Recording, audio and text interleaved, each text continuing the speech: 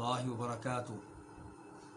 إن الحمد لله نحمده ونستعينه ونستغفره ونعوذ بالله من شرور أنفسنا ومن سيئات أعمالنا. من يهده الله فلا مضل له ومن يضلل فلا هادي له وأشهد أن لا إله إلا الله وحده لا شريك له وأشهد أن محمدا عبده ورسوله. يا أيها الذين آمنوا اتقوا الله حق تقاته ولا تموتن إلا وأنتم مسلمون. يا أيها الناس اتقوا ربكم الذي خلقكم من نفس واحدة وخلق منها زوجها وبث منهما رجالا كثيرا ونساء واتقوا الله الذي تساءلون به والأرحام إن الله كان عليكم رقيبا. يا أيها الذين آمنوا اتقوا الله وقولوا قولا سديدا يصلح لكم أعمالكم ويغفر لكم ذنوبكم ومن يطع الله ورسوله فقد فاز فوزا عظيما. أما بعد فإن خير الحديث كتاب الله وخير الهدي هدي محمد صلى الله عليه وسلم وشر الأمور محدثاتها وكل محدثة بدعة وكل بدعة ضلالة وكل ضلالة في النار. الوافی بما فی الصحیحین، یہ وہ کتاب ہے جو صحیح بخاری اور صحیح مسلم کی تمام احادیث پہ مشتمل ہے، لیکن اس میں احادیث کا تکرار نہیں ہے، اس لیے ان احادیث کی تعداد جو الوافی میں ذکر کی گئی ہیں 2000 سے کم ہے۔ اس کتاب میں 10 مقاصد ہیں۔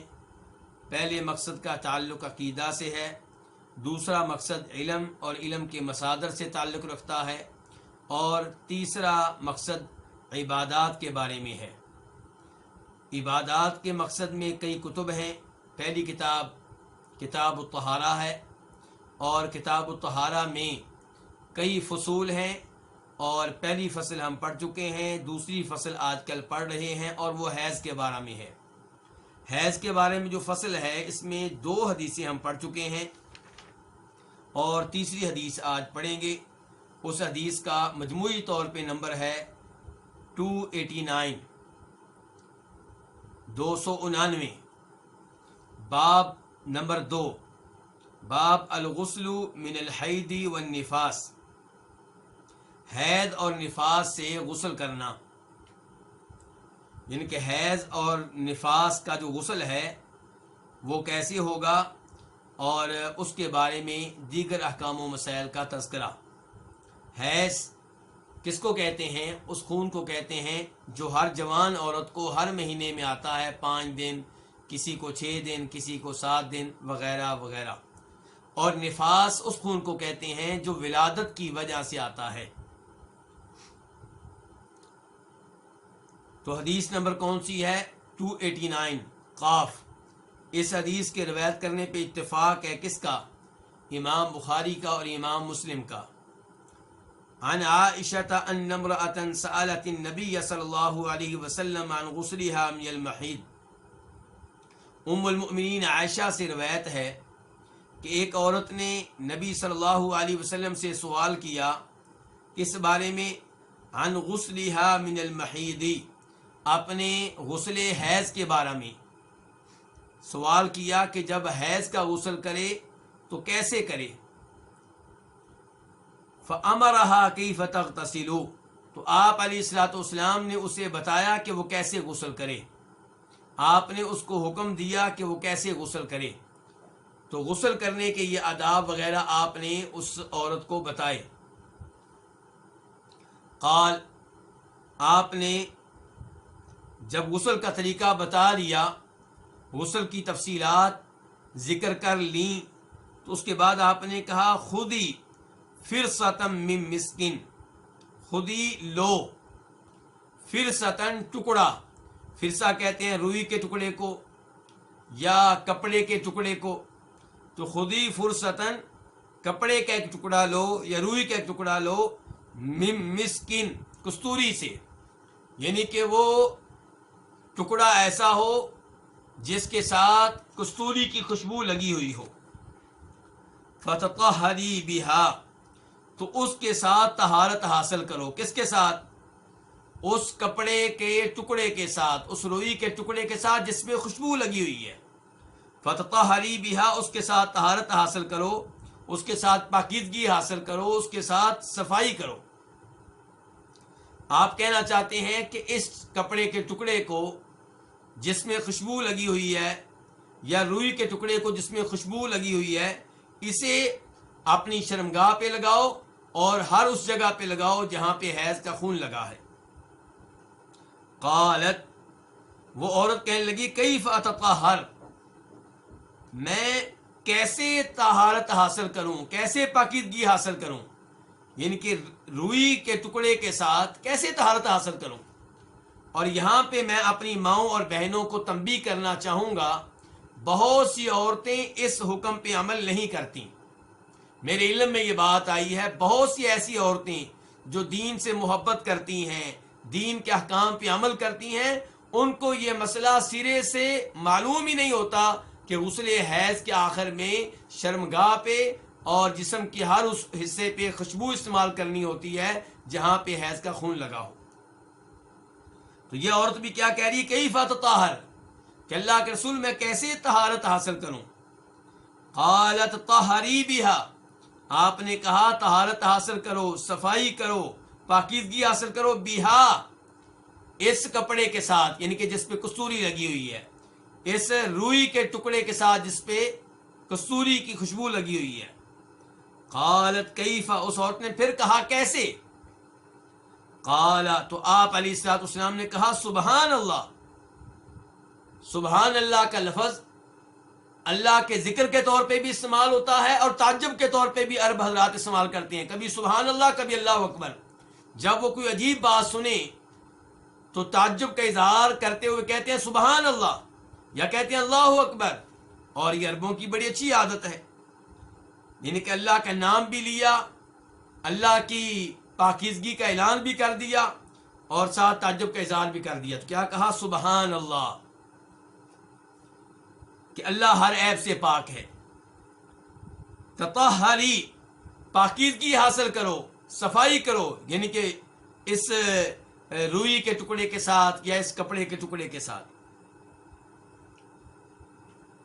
فجتبذتها الیہ، ام المومنین عائشہ فرماتی ہیں فجتبذتها، میں نے اس عورت کو کھینچا، الیہ، اپنی طرف.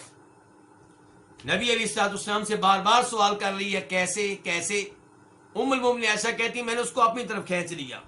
فقلت، تو میں نے کہا تتبعی بہا، اس ٹکڑے کے ساتھ، کپڑے کے ٹکڑے کے ساتھ یا روئی کے ٹکڑے کے ساتھ، تتبعی، پیچھا کرو، اثر الدم، خون کے نشان کا، یعنی کہ یہ کپڑا خون کے نشان پہ لگاؤ، جہاں جہاں پہ خون لگا تھا وہاں وہاں پہ یہ خوشبو والا کپڑے کا ٹکڑا لگاؤ یا روئی کا ٹکڑا لگاؤ. تو اس عورت نے آپ سے سوال کیا تھا حیض کے غسل کے بارے میں، آپ نے حیض کے غسل کی تفصیلات بتائیں، اور وہ ساری وہی ہیں جو عام غسل کی ہوتی ہیں. جو خاص باتیں ہیں وہ یہاں پہ بتا دی گئیں جو باقی غسل سے ہٹ کر ہیں. یعنی کہ حیض کا غسل جنابت کے غسل کی طرح ہے، جیسے مرد حضرات جنابت کا غسل کرتے ہیں، جیسے خود عورتیں جنابت کا غسل کرتی ہیں. البتہ جو فرق ہیں وہ بتائے جا رہے ہیں یہاں پہ. تو پہلی حدیث میں کیا فرق بتایا گیا ہے کہ غسل حیض میں عورت غسل کے آخر میں کپڑے کا ٹکڑا استعمال کرے گی یا روئی کا ٹکڑا استعمال کرے گی جس پہ کستوری کی خوشبو لگی ہوئی ہوگی، اور وہ کہاں پہ لگائے گی، جہاں جہاں پہ حیض کا خون لگا تھا. اور اگر کستوری کی خوشبو نہ ملے تو پھر کوئی اور خوشبو لگا لے، ایسی خوشبو لگائے جو اس کے جسم کو نقصان نہ دے. اور اس روایت سے پتہ چلتا ہے نبی علیہ الصلوۃ والسلام کے اخلاق کا اور آپ کی حیا کا اور آپ کی بردباری کا، کہ عورت بار بار کہہ رہی ہے کیسے کیسے، حالانکہ یہ بات سمجھنا کچھ زیادہ مشکل نہیں تھا. تو آپ تعجب کر رہے ہیں اس عورت پہ کہ وہ اس آسان سے مسئلے کو کیوں نہیں سمجھ رہی، لیکن آپ نے اسے ڈانٹا نہیں ہے، اسے برا بلا نہیں کہا، اس کے بارے میں یہ نہیں کہا کہ تم کنزین ہو، تم بیوقوف ہو، تم احمق ہو، ایسی کوئی بات آپ نے نہیں کہی۔ یہ چیز دلالت کرتی ہے آپ کے اخلاق اور آپ کے حیا پہ، اور اس سے یہ بھی پتہ چلتا ہے کہ آپ عورتوں کا کتنا احترام کرتے تھے۔ اور اس روایت سے ام المؤمنین عائشہ کی ذہانت کا پتہ چلتا ہے کہ جب دیکھا کہ معاملہ بگڑ رہا ہے تو عورت کو اپنی طرف بلا لیا اور علیحدگی میں اسے مسئلہ سمجھا دیا۔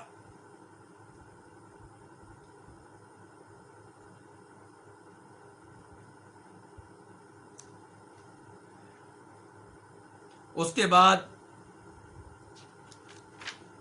مجھ سے سوال کیا گیا ہے کہ حیض کے موضوع پہ گفتگو ہو رہی ہے تو ہمیں یہ بتایا جائے کہ کیا حیض کی حالت میں عورتیں تلاوت کلام پاک کر سکتی ہیں؟ تو گزارش یہ ہے کہ عام طور پہ علماء کرام کا فتویٰ یہ ہے کہ حیض کی حالت میں عورتیں تلاوت نہیں کر سکتی، لیکن درست موقف، راجح موقف یہی ہے کہ عورتیں حیض کی حالت میں تلاوت کر سکتی ہیں۔ کیوں؟ پہلی دلیل یہ ہے کہ ہمارے پاس کوئی ایسی دلیل نہیں ہے۔ پہلی دلیل کیا ہے؟ کہ ہمارے پاس کوئی ایسی دلیل نہیں ہے جس کی بنیاد پہ ہم عورت کو حیض کی حالت میں تلاوت سے روک سکیں۔ ہر انسان ہر حالت میں تلاوت کر سکتا ہے۔ اب اگر کوئی کہتا ہے حیض کی حالت میں تلاوت منع ہے تو دلیل وہ لے کر آئے گا، ہم نہیں دیں گے دلیل اس کے ذمے ہے جو پابندی لگا رہا ہے۔ تو اس بارے میں کوئی واضح، صریح اور صحیح دلیل نہیں ہے۔ جو دلائل ذکر کیے جاتے ہیں یا وہ ضعیف قسم کی روایات ہوتی ہیں، ناقابل اعتماد، ناقابل اعتبار، یا صحیح احادیث ہوتی ہیں، تو ان میں یہ مسئلہ واضح نہیں ہوتا۔ دوسرے نمبر پہ پہلی دلیل میں دے چکا ہوں کہ منع ہونے کی دلیل نہیں ہے، پابندی کی کوئی دلیل نہیں ہے، یہ میری پہلی دلیل ہے۔ دوسری دلیل، کئی ایک احادیث ہیں جن سے پتہ چلتا ہے کہ تلاوت حیض کی حالت میں ممنوع نہیں ہے۔ مثال کے طور پہ نبی علیہ الصلوۃ والسلام ام المؤمنین عائشہ سے کہہ رہے ہیں، جب آپ حج اور عمرے کے لیے گئے تھے اور مکہ داخل ہونے سے پہلے ام المؤمنین عائشہ کو حیض کا خون آ گیا، حیض کی حالت میں مکہ میں رہیں، احرام کی پابندیوں میں رہیں، پاک ہونے کا انتظار کرتی رہیں تاکہ عمرہ مکمل کر سکیں، لیکن ابھی پاک نہیں ہوئی تھی کہ حج کے ایام شروع ہو گئے۔ 8 ذوالحجہ حج کا دن ہے، یہ شروع ہو گیا۔ اب ام المؤمنین عائشہ رو رہی ہیں، پریشان ہیں، تو آپ نے ان کو حوصلہ دیا اور کہا کہ اب تم حج کی نیت کر لو اور سارے وہ کام کرو، افعلی ما یفعل الحاج، سارے وہ کام کرو جو حاجی کرتے ہیں سوائے طواف کے۔ نماز تو پہلے ہی ممنوع تھی، اس موقع پہ یہ بتایا کہ وہ سارے کام کرو جو حاجی کرتے ہیں سوائے طواف کے۔ اب حاجی کیا کرتے ہیں؟ حاجی اللہ کا ذکر بھی کرتے ہیں، حاجی تلاوت بھی کرتے ہیں، حاجی نمازیں بھی پڑھتے ہیں، حاجی طواف بھی کرتے ہیں، صفا مروہ کی سعی بھی کرتے ہیں۔ تو آپ کہہ رہے ہیں کہ وہ سارے کام کرو جو حاجی کرتے ہیں سوائے طواف کے۔ تو پتہ چلا حیض کی حالت میں طواف ممنوع ہے اور حیض کی حالت میں نماز ممنوع ہے۔ اگر تلاوت ممنوع ہوتی تو آپ یہ مسئلہ واضح کر دیتے اور صحیح سندوں کے ساتھ یہ بات ہم تک پہنچ جاتی۔ اس کے علاوہ ہمیں یہ بھی بات معلوم ہے کہ نبی علیہ الصلوۃ والسلام ہر وقت اللہ کا ذکر کرتے رہتے تھے اور صحابہ کرام کو بھی آپ ترغیب دیتے تھے ہر وقت اللہ کا ذکر کرنے کی۔ تو ذکر سب سے بڑا کیا ہے؟ قرآن ذکر ہے۔ تو جیسے آپ نے نماز سے روکا ہے حیض کی حالت میں، اگر تلاوت ممنوع ہوتی تو آپ کہتے کہ یہ ذکر بھی حیض کی حالت میں ممنوع ہے، جبکہ آپ نے ایسا نہیں کہا۔ اور جن علماء کرام نے یہ موقف رکھا ہے کہ حیض کی حالت میں تلاوت جائز ہے، ان میں ایک امام بخاری ہیں، امام طبری ہیں، امام ابن تیمیہ ہیں، امام ابن القیم ہیں، امام ابن حزم ہیں، امام ابن مندہ ہیں، اور موجودہ زمانے کے بہت بڑے محدث شیخ البانی ہیں۔ بلکہ صحیح بات یہ ہے کہ یہی مذہب ہے امام ابو حنیفہ رحمہ اللہ کا بھی۔ اب آپ یہ سوچ رہے ہوں گے کہ کیا وہ تلاوت قرآن کریم پکڑ کر سکتی ہے، تو بہتر یہ ہے کہ قرآن کریم پکڑے تو دستانے کے ساتھ، کسی ایسی چیز کے ساتھ جس کی وجہ سے براہ راست قرآن پہ ہاتھ نہ لگے، یہ زیادہ بہتر ہے۔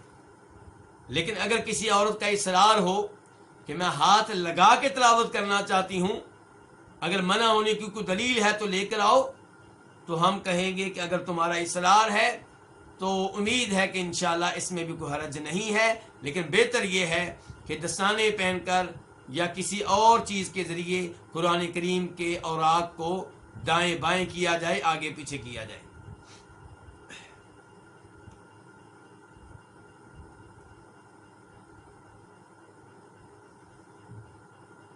اس کے بعد وفی روایت مسلم، مسلم شریف کی ایک روایت میں ہے، گفتگو جاری ہے حیض اور نفاس کے غسل کے بارے میں، تو مسلم کی ایک روایت میں آتا ہے نا عائشہ کہ ام المؤمنین عائشہ سے روایت ہے کہ ان اسماء سألت النبی صلی اللہ علیہ وسلم عن غسل المحیض، کہ اسماء نے سوال کیا نبی علیہ الصلوۃ والسلام سے حیض کے غسل کے بارے میں۔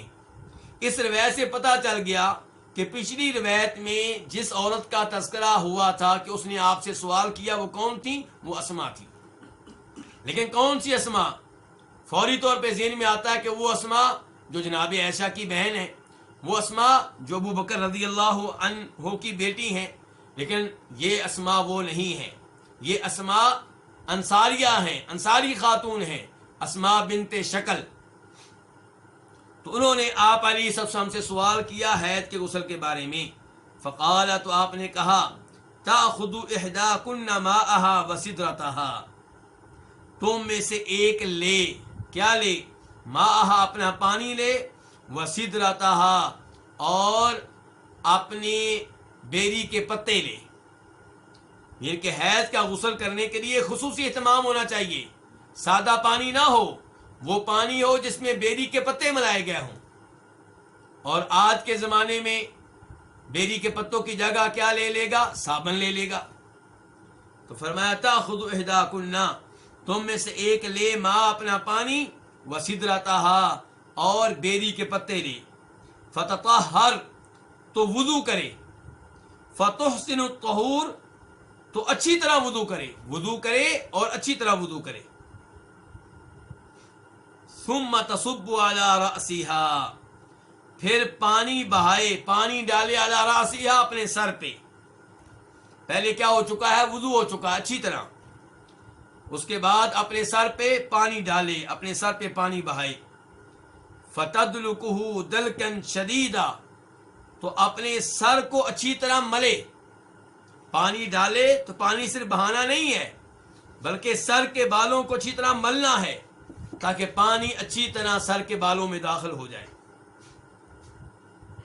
حتی تبلغ شؤون رأسها، یہاں تک کہ تبلغ، وہ پہنچ جائے، کون پہنچ جائے؟ وہ عورت پہنچ جائے، شؤون رأسها، اپنے سر کی جڑوں تک، یعنی کہ اپنے سر کے بالوں کو اچھی طرح حرکت دے، اچھی طرح ملے، یہاں تک کہ اس کے ہاتھوں کی انگلیاں اس کے سر کی جڑوں تک پہنچ جائیں۔ ثم تصب علیہ الماء، پھر وہ اپنے اوپر پانی ڈالے۔ پہلے کہاں ڈالا تھا؟ اپنے سر کے اوپر، اب اپنے اوپر یعنی کہ اپنے پورے جسم پہ پانی ڈالے اور بہائے۔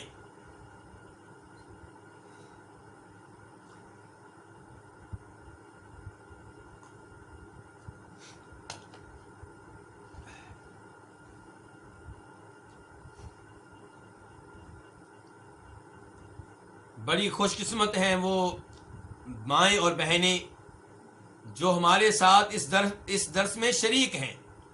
اس سے پہلے یہ عورتیں مسئلہ پوچھتی ہیں کس سے؟ اپنے خامد سے، یا کسی مولوی صاحب سے فون کرتی ہیں، اور مولوی صاحب اپنے الفاظ میں مسئلہ بتاتے ہیں، خامد اپنے الفاظ میں بتاتا ہے۔ اب آپ براہ راست نبی علیہ الصلوۃ والسلام کے الفاظ سن رہی ہیں، یہ بہت بڑی سعادت ہے۔ فرمایا ثم تصب علیہ الماء، پھر وہ عورت اپنے اوپر پانی بہائے، ڈالے، ثم تاخذ فرصۃ ممسکہ، پھر وہ لے فرصۃ، روئی کا ٹکڑا، یا کپڑے کا ٹکڑا ممسکتن جس پہ کستوری کی خوشبو لگی ہوئی ہو، فتطہر بہا تو اس کے ساتھ طہارت حاصل کرے، اس کے ساتھ پاکیزگی حاصل کرے، اس کے ساتھ صفائی کرے. کس کی؟ اپنی شرمگاہ کی، اور جہاں جہاں پہ حیض کا خون لگا تھا اس جگہ کی. بلکہ کچھ روایات سے پتہ چلتا ہے کہ روئی کا یہ ٹکڑا یا کپڑے کا یہ ٹکڑا جس پہ کستوری لگی ہے اسے شرمگاہ میں بھی داخل کیا جائے تاکہ بدبو ساری ختم ہو جائے. فقالت اسماء تو اسماء کہنے لگی، وہ خاتون، وکیف تطہر بہا کہ وہ عورت روئی کے اس ٹکڑے کے ساتھ کیسے صفائی کرے، کیسے پاکیزگی حاصل کرے. فقال تو آپ نے کہا سبحان اللہ، یعنی کہ اللہ پاک ہے، یعنی کہ مجھے تمہارے اوپر تعجب ہے، اتنی واضح بات تمہیں سمجھ نہیں آ رہی. تطہرین بہا اس روئی کے ٹکڑے کے ساتھ جس پہ خوشبو لگی ہے، اس کپڑے کے ٹکڑے کے ساتھ جس پہ کستوری لگی ہے، طہارت حاصل کرو. فقالت عائشہ تو ام المومنین عائشہ نے کہا، کیا کہا؟ وہ بعد میں آئے گا، درمیان میں بریکٹ آ گئی ہے. میں کئی دفعہ وعدے کر چکا ہوں کہ عربی میں بریکٹ کا یہ انداز ہے. آپ دیکھ رہے ہیں عائشہ کے لفظ کے بعد چھوٹی سی لکیر ہے، پھر 3 لفظ ہے، پھر چھوٹی سی لکیر ہے، تو یہ دونوں کیا ہو گئی؟ جیسے اردو میں بریکٹ ہوتی ہے. فقالت عائشہ جناب عائشہ نے کہا، کیا کہا؟ اس سے پہلے وضاحت ہے کہ انہا تخفی ذالکا گویا کہ وہ کون؟ جناب عائشہ تخفی چھپا رہی تھی ذالکا اس بات کو، یعنی کہ جناب عائشہ نے کوئی بات کہی اس عورت سے اور یہ بات کرنے کا انداز ایسا تھا جیسے جناب عائشہ اپنی گفتگو کو، اپنے الفاظ کو باقی لوگوں سے چھپانا چاہتی ہوں. ان کے آہستہ آواز سے کہا، کیا کہا؟ تتبعین اثر الدم کہ خون کے نشان کی پیروی کرو، خون کے نشان کا پیچھا کرو، یعنی کہ خون کے نشان پہ روئی کا یہ ٹکڑا استعمال کرو، کپڑے کا یہ ٹکڑا وہاں پہ لگاؤ.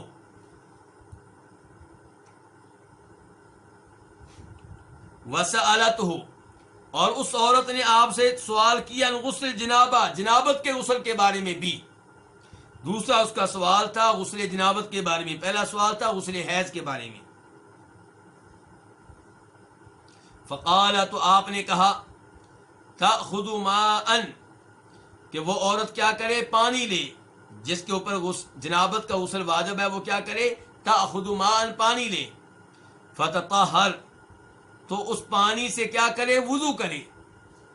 فتحسن طہورا تو وضو اچھی طرح کرے، عمدہ طریقے سے کرے.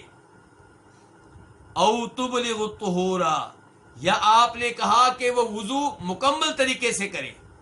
یا تحسن الطہور کے لفظ استعمال کیے یا تبلغ الطہور کے لفظ استعمال کیے. راوی کو شک ہے کہ آپ نے کون سے الفاظ استعمال کیے تھے. جناب عائشہ کو شک ہے یا جناب عائشہ کو شک نہیں تھا؟ بعد میں جنہوں نے ان سے حدیث سنی یا جنہوں نے اس سے حدیث سنی، جس نے ان سے حدیث سنی، ان میں سے کسی ایک کو شک ہے. کسی نہ کسی راوی کو شک ہو گیا ہے کہ اللہ کے رسول نے تحسن الطہور کا لفظ استعمال کیا تھا یا تبلغ الطہور کا. تحسن الطہور اچھی طرح وضو کرے، تبلغ الطہور مکمل طور پہ وضو کرے. ثم تصب علی رأسها وضو کے بعد کیا کرے؟ پھر تصب ڈالے علی رأسی اپنے سر پہ پانی ڈالے. فتدلکہ تو اپنے سر کو ملے. حتی تبلغ شؤون رأسها یہاں تک کہ وہ عورت پہنچ جائے اپنے سر کی جڑوں تک، پانی سر کی جڑوں تک پہنچائے. ثم تفیض علیہ الماء پھر اپنے اوپر پانی بہائے تاکہ پانی جسم کے ہر حصے تک پہنچ جائے، کوئی حصہ خشک نہ رہے. فقالت عائشہ تو پھر کہا جناب عائشہ نے، نعم النساء نساء الانصار کتنی اچھی عورتیں تھیں انصاریوں کی عورتیں. لم یکن یمنعہن الحیاء ان یتفقہن فی الدین کہ انہیں حیا دین سمجھنے سے منع نہیں کرتی تھی. شرم و حیا کا وہ پیکر تھیں، لیکن دین سمجھنے کے معاملے میں شرم و حیا کو انہوں نے رکاوٹ نہیں بننے دیا. حیض کے مسائل پوچھے، غسل جنابت کے مسائل پوچھے، اللہ کے رسول سے پوچھے، براہ راست پوچھے، اس معاملے میں شرم و حیا کو رکاوٹ نہیں بننے دیا. تو اس روایت سے کیا پتا چلا؟ نمبر 1، شرم و حیا بہت اچھی خوبی ہے، ایمان کی علامت ہے، لیکن دین سیکھنے کے معاملے میں شرم و حیا کو رکاوٹ نہیں بننا چاہیے. نمبر 2، پتا چلا کہ عورت کے غسل جنابت اور غسل حیض میں فرق ہے. تو فرق کیا ہے؟ غسل حیض میں خوشبو استعمال کرے گی اور غسل جنابت میں خوشبو استعمال کرنا ضروری نہیں ہے.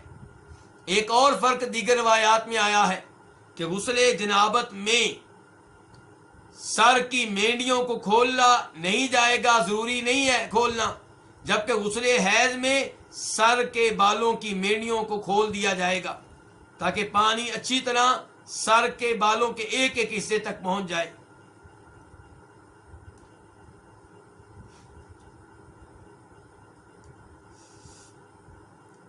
آدھے منٹ کے لیے اجازت چاہتا ہوں آپ سے.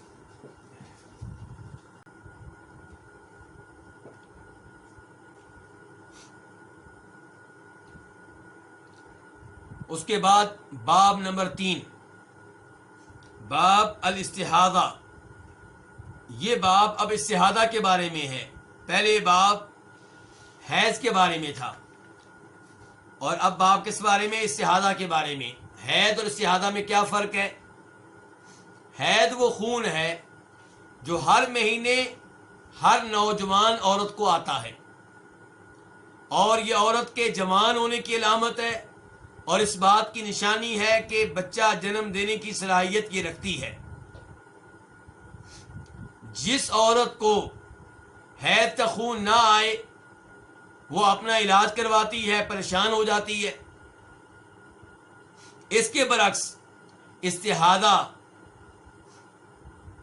یہ بیماری ہے، حیض کے علاوہ بھی خون آئے یہ بیماری ہے تو عورتیں علاج کرواتی ہیں اگر انہیں استحاضہ کا خون آئے. استحاضہ کا خون ان ایام کے علاوہ آتا ہے جو حیض کے ایام ہوتے ہیں. حیض کا خون سیاہی مائل ہوتا ہے، استحاضہ کا خون سیاہی مائل نہیں ہوتا.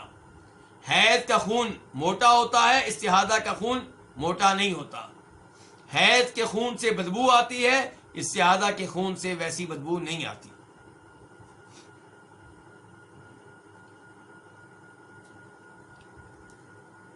حدیث نمبر 290 قاف. اس حدیث کے روایت کرنے پہ اتفاق ہے کس کا؟ امام بخاری کا اور امام مسلم کا. عن عائشہ قالت، ام المومنین عائشہ سے روایت ہے، قالت وہ کہتی ہیں جاءت فاطمہ بنت ابی حبیش الی النبی صلی اللہ علیہ وسلم. فاطمہ بنت ابو حبیش نبی علیہ الصلوۃ والسلام کے پاس آئیں. فقالت، انہوں نے کہا یا رسول اللہ، اے اللہ کے رسول، انی امرأۃ استحاض، میں ایسی عورت ہوں کہ مجھے استحاضہ کا خون آتا ہے. فلا اطہر، تو میں پاک نہیں ہوتی کیونکہ یہ خون مجھے مسلسل آتا رہتا ہے تو میں ہمیشہ ناپاک رہتی ہوں. افادع الصلاۃ، پس کیا میں نماز ترک کر دیا کروں؟ پس کیا میں نماز چھوڑ دیا کروں؟ فقال رسول اللہ صلی اللہ علیہ وسلم، تو نبی علیہ الصلوۃ والسلام نے فرمایا لا، یعنی کہ تم نماز نہیں چھوڑو گی. اور اس کا دوسرا مطلب یہ بھی ہو سکتا ہے کہ تم ناپاک نہیں ہوتی ہو استحاضہ کی حالت میں، لیکن زیادہ واضح کیا کہ لا، کہ تم نماز نہیں چھوڑو گی استحاضہ کی حالت میں. انما ذلک عرق، سوائے اس کے نہیں، یہ تو ایک رگ ہے. یعنی کہ استحاضہ کا خون کیوں آتا ہے؟ یہ عورت کی کوئی رگ پھٹ جاتی ہے. جب عورت کی رگ خون سے بھر جاتی ہے تو پھٹ جاتی ہے، اس کے نتیجے میں خون آتا ہے. انما ذلک عرق، سوائے اس کے نہیں، یہ تو ایک رگ ہے. ولیس بحید، یہ حیض نہیں ہے کہ تم نماز چھوڑ دو. فَإِذَا أَقْبَلَتْ حَيْضَتُكِ جب تمہارے حیض کا وقت آئے، ان کے استحاضہ کا خون آ رہا ہے، پھر حیض کے خون کا وقت آ گیا، فَدَعِ الصَّلَاةَ تو تب نماز کو چھوڑ دیا کرو۔ ایک عورت کو استحاضہ کا خون مسلسل آ رہا ہے، چاند کے مہینے کے لحاظ سے اس کو پتا ہے کہ مجھے حیض کا خون آتا ہے 5 تاریخ سے لے کر 12 تاریخ تک، استحاضہ کا خون آ رہا ہے، جب 5 تاریخ شروع ہو جائے گی تو اس کا مطلب یہ ہے کہ اب اس کے حیض کا خون شروع ہو گیا ہے اور یہ 12 تاریخ تک جاری رہے گا۔ تو جب 5 سے 12 تاریخ تک کی تاریخیں آئیں، فَإِذَا أَقْبَلَتْ حَيْضَتُكِ جب تمہارے حیض کا وقت آئے، فَدَعِ الصَّلَاةَ نماز کو چھوڑ دو۔ وَإِذَا أَدْبَرَتْ اور جب حیض کا وقت چلا جائے، فَاغْسِلِي عَنْكِ الدَّمَ تو اپنے آپ سے خون کو دھو لو، اور دیگر روایات سے پتہ چلتا ہے کہ غسل بھی کر لو، غسل کر لو، خون کو دھو لو، ثم صلی پھر نماز پڑھو۔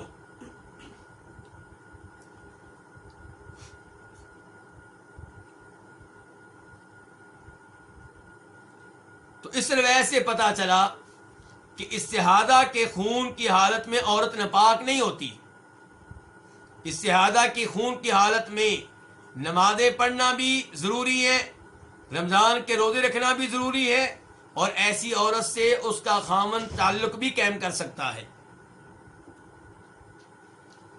لیکن سوال یہ پیدا ہوا کہ اسے کیسے پتا چلے گا کہ آج کل میرے حیض کے دن ہیں اور آج کل استحاضہ کے دن ہیں؟ تو آپ نے بتا دیا کہ جب اس کی وہ تاریخیں آ جائیں جن تاریخوں میں حیض کا خون آیا کرتا تھا جب استحاضہ کا خون شروع نہیں ہوا تھا، استحاضہ کا خون تو اس سال شروع ہوا ہے، پہلے سالوں میں کیا ہوتا رہا ہے؟ پہلے سالوں میں اسے معلوم ہے کہ میرے حیض کے ایام کون سی ہیں، میرے حیض کی تاریخیں کون سی ہیں۔ تو جس عورت کو حیض کی ایام معلوم ہو، حیض کی تاریخیں معلوم ہو، حیض کی ڈیٹ معلوم ہو، جب وہ ڈیٹ آ جائے، وہ تاریخیں آ جائیں، وہ ایام آ جائیں تو ان دنوں نماز چھوڑ دے، جب وہ ایام ختم ہو جائیں تو غسل حیض کرے اور اس کے بعد نمازیں شروع کر دے۔ نمازیں کیسے پڑھا کرے؟ ہر نماز سے پہلے جسم پہ لگا ہوا استحاضہ کا خون صاف کر لیا کرے اور وضو کر کے نماز پڑھ لیا کرے۔ لیکن جب حیض کے ایام ختم ہوں گے تب ایک دفعہ غسل حیض کرے گی۔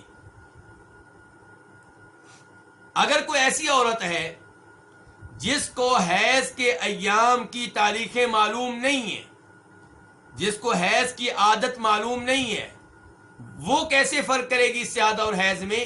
وہ فرق کرے گی رنگ کے لحاظ سے، جیسا کہ پہلے میں بتا چکا ہوں کہ حیض کا خون سیاہی مائل ہوتا ہے، موٹا ہوتا ہے، بدبودار ہوتا ہے، جبکہ استحاضہ کا خون سیاہی مائل نہیں ہوتا اور اس سے وہ بدبو نہیں آتی جو حیض کے خون سے آتی ہے، اور وہ حیض کی طرح موٹا بھی نہیں ہوتا۔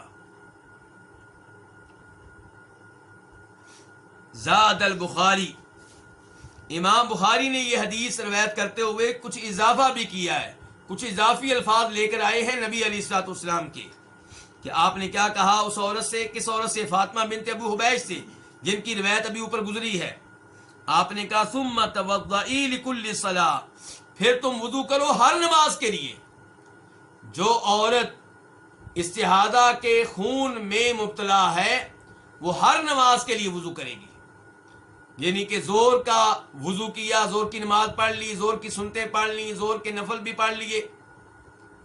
اب عصر کے نماز پڑھنے لگی ہے، عصر کی نماز کا جب ٹائم ہوگا، عصر کی نماز پڑھنے لگے گی تو دوبارہ وضو کرے گی، چاہے اس کا وضو برقرار ہو، یعنی کہ وضو اس لحاظ سے برقرار ہے کہ پخانہ نہیں کیا، پیشاب نہیں کیا، ہوا نہیں نکلی، لیکن استحاضہ کا خون تو آ رہا ہے، تو اس وجہ سے عصر کی نماز کے لیے جب عصر کی نماز کا وقت آئے گا دوبارہ وضو کرے گی۔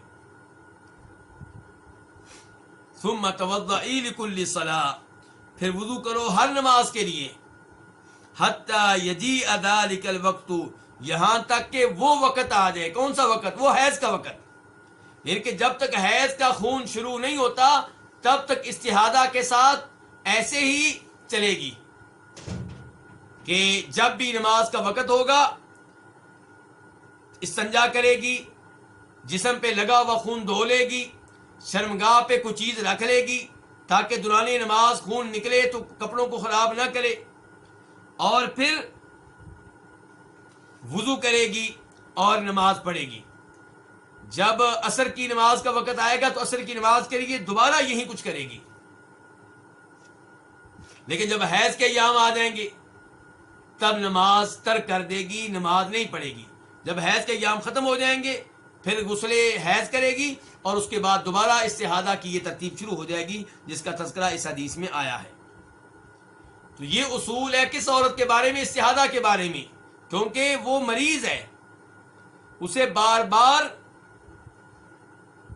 استحاضہ کا خون آتا ہے، تو اس کا یہی علاج ہے کہ ہر نماز کے لیے وضو کرے، پھر چاہے نماز میں وہ استحاضہ کا خون آتا رہے نکلتا رہے، وہ فرض پڑھے گی، سنتیں پڑھے گی، اور اس نماز سے متعلقہ نفل بھی پڑھے گی۔ یہی حکم ہے، توجہ چاہوں گا آپ لوگوں کی، یہی حکم ہے اس آدمی کا جو گیس کا مریض ہے، جسے بار بار ہوا جس کی خارج ہوتی ہے، ہر 2 منٹ کے بعد، ہر 5 منٹ کے بعد، ہر 10 منٹ کے بعد، یعنی کہ اسے اتنی مہلت نہیں ملتی کہ ایک نماز خیر و سلامتی سے پڑھ لے، ہوا خارج ہوئے بغیر پڑھ لے۔ جب مرض اتنا زیادہ ہو تو اس کا حکم وہی ہے جو اس عورت کا ہے جسے استحاضہ کا خون آتا ہے۔ ایسے ہی وہ آدمی جسے بار بار پیشاب کے قطرے آتے ہیں، ہر 2 منٹ کے بعد، 3 منٹ بعد، 4 منٹ بعد، 5 منٹ بعد، 6 منٹ بعد، 7 منٹ، یعنی کہ اتنے جلدی آتے ہیں کہ وہ ایک نماز پیشاب کے قطرے خارج ہوئے بغیر نہیں پڑھ سکتا، تو ان لوگوں کا پھر حکم کیا ہے؟ جو استحاضہ والی عورت کا ہے، جب نماز کا وقت آئے تب وضو کریں اور پھر نماز پڑھتے رہیں، چاہے ہوا خارج ہوتی رہے، چاہے پیشاب کے قطرے نکلتے رہیں۔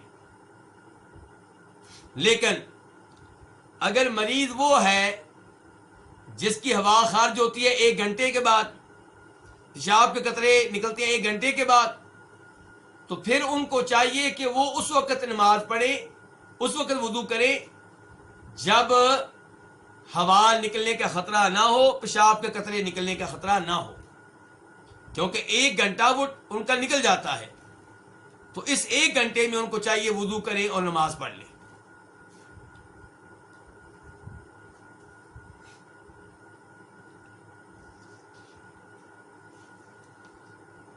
اس کے بعد حدیث نمبر 291،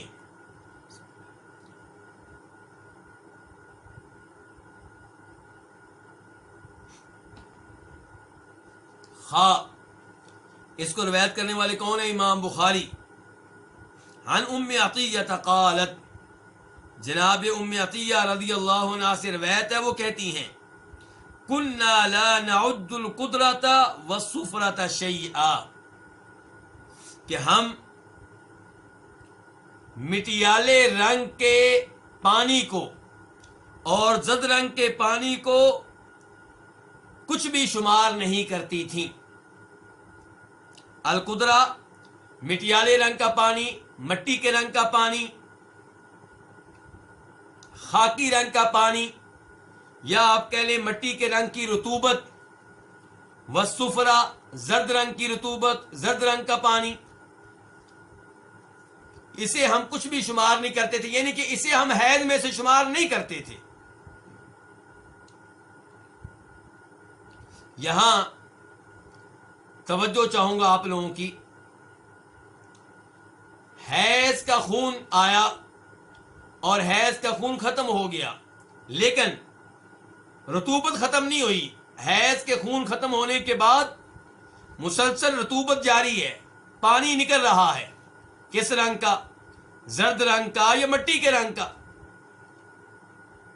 خون ختم ہو گیا ہے، یہ رطوبت جاری ہے، یہ پانی جاری ہے، تو کیا عورت غسل کرے گی؟ نہیں، ابھی نہیں کرے گی، چاہے یہ پانی نکلتا رہے 2 دن، اسے حیض کا حصہ شمار کیا جائے گا۔ ام المؤمنین عائشہ رضی اللہ تعالیٰ عنہا کے پاس عورتیں روئی کا ٹکڑا بیچتی کسی برتن میں ڈال کر، یہ جاننے کے لیے کہ اس روئی کے ٹکڑے پہ ہماری رطوبت لگی ہوئی ہے، ہماری شرمگاہ کا پانی لگا ہوا ہے، تو کیا اس پانی کی حالت میں ہم غسل کر کے نماز شروع کریں یا ابھی انتظار کریں؟ تو وہ کہا کرتی تھی جلدی نہ کرو، انتظار کرو۔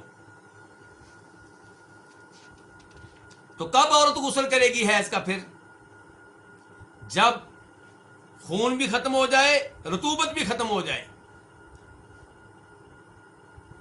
روئی ڈالی جائے تو روئی صاف نکلے، سفید نکلے، اس کے اوپر نہ سرخی کا رنگ ہو، نہ زردی کا رنگ ہو، نہ مٹیالہ رنگ ہو۔ روئی اس حال میں نکلے کہ اگر اس کے اوپر کوئی پانی لگا ہوا ہے تو وہ سفید رنگ کا ہے، تب وہ غسل کرے گی، اب اس کے اوپر غسل واجب ہو چکا ہے۔ اور یہ میں ان ایام کی بات کر رہا ہوں جو حیض کے خون کے منقطع ہونے کے فوراً بعد کے ایام ہیں۔ ایک دوسری عورت ہے جس کے حیض کا خون منقطع ہو گیا، اس نے روئی ڈالی اپنی شرمگاہ میں، روئی باہر نکالی تو خشک تھی، یا اس پہ پانی لگا ہوا ہے لیکن سفید رنگ کا، سرخ رنگ کا نہیں، زرد رنگ کا نہیں، مٹی کے رنگ کا نہیں۔ اب اس نے یقین کر لیا کہ میں پاک ہو چکی ہوں حیض کے خون سے، اب اس نے غسل کر لیا۔ غسل کر لینے کے 2-3 دن کے بعد زرد رنگ کا پانی نکلا یا مٹیالے رنگ کا پانی نکلا، اس کی اب کوئی حیثیت نہیں ہے۔ ام عطیہ اس کی بات کر رہی ہیں۔ ام عطیہ کہتی ہیں کہ کنا ہم لا نعد القدراتا، ہم مٹی کے رنگ کی رطوبت کو والصفراتا اور زرد رنگ کی رطوبت کو شیئن کچھ بھی شمار نہیں کرتی تھی، یعنی کہ ہم اسے حیض کے خون میں سے شمار نہیں کرتی تھی۔ میں نے یہ مسئلہ بڑی تفصیل سے بتایا ہے، مجھے امید ہے کہ میری مائیں بہنیں سمجھ گئی ہوں گی، کیونکہ عام طور پہ عورتیں اس میں غلطی کرتی ہیں۔ اسی لیے جناب عائشہ خبردار کیا کرتی تھی، اور اسی لیے میں نے یہاں پہ کچھ وقت لگایا ہے تاکہ میری مائیں بہنیں اس مسئلے میں غلطی نہ کریں۔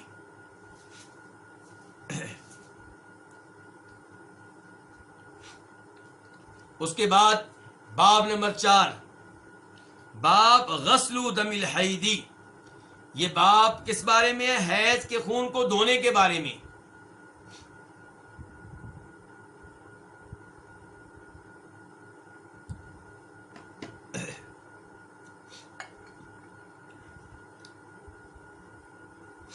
یاد رہے کہ حیض کا خون پلید ہے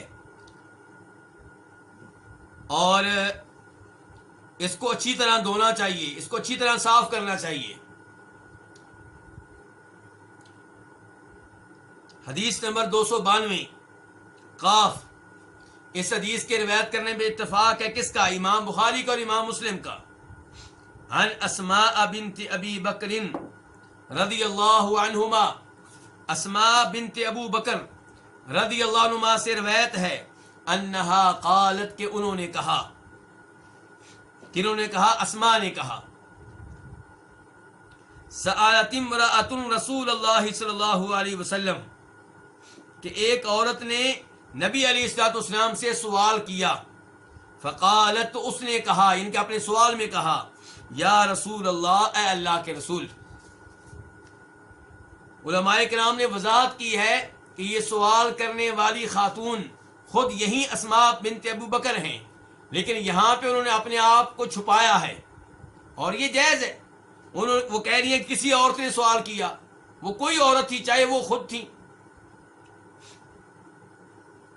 تو کہتی ہیں کہ ایک عورت نے سوال کیا اللہ کے رسول علیہ الصلوۃ والسلام سے، فقالت، تو اس عورت نے کہا، یا رسول اللہ، اے اللہ کے رسول، ارأیتا، مجھے بتائیں، احدانا، ہم میں سے کوئی، ان کے ہم عورتوں میں سے کوئی، اذا اصاب ثوبها الدم من الحیضہ، جب اس کے کپڑے پہ حیض کا خون لگ جائے، کیف تصنع، تو وہ عورت کیا کرے؟ کپڑے پہ، چادر پہ حیض کا خون لگ گیا ہے، اب کیا کرے، کیسے صاف کرے؟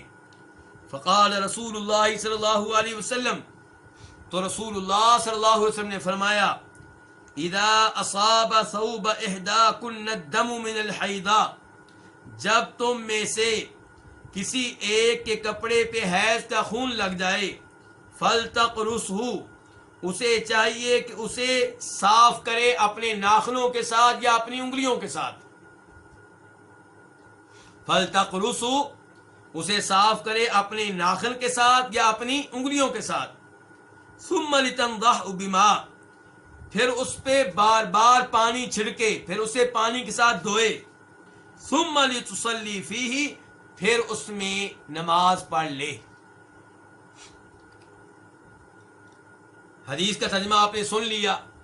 سب سے پہلے اپنے ذہنوں میں لے کر آئیں کہ ہمارا دین کتنا عظیم دین ہے. 400 سال پہلے اتنی تفصیلات، مردوں کی مدی کے بارے میں، مردوں کی منی کے بارے میں، عورتوں کے حیض کے بارے میں، عورتوں کے نفاس کے بارے میں، عورتوں کے استحاضہ کے بارے میں، اور ہر ایک میں فرق. مزی کے معاملے میں کہ اسے دھویا جائے، منی کے معاملے میں کہ کبھی دھو لیا جائے، کبھی کھرچ لیا جائے، فرق. اور حیض اور استحاضہ میں فرق. استحاضہ کی باری آ رہی ہے تو کہا جا رہا ہے کہ اس میں عورت نماز پڑھے گی، رمضان کے روزے رکھے گی، خاوند سے تعلق قائم کر سکتی ہے. حیض کی باری آتی ہے تو نمازیں نہیں پڑھے گی، روزے نہیں رکھے گی، بعد میں قضا دے گی. اور حیض کے خون کے دھونے کے معاملے میں بھی شدت ہے.